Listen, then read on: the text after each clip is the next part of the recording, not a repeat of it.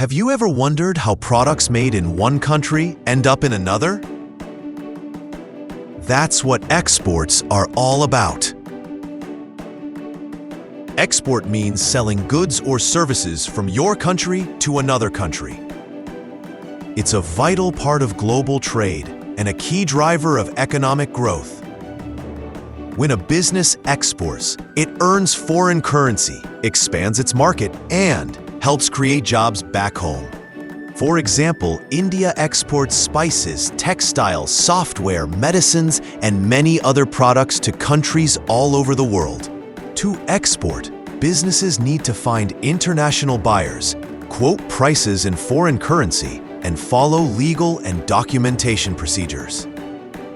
Key export documents include the commercial invoice, packing list, shipping bill, bill of lading, and certificate of origin. Logistics and customs clearance are also major steps. The product needs to be packed, shipped, and tracked until delivery. There are also risks, like non-payment, currency fluctuations, or shipping delays.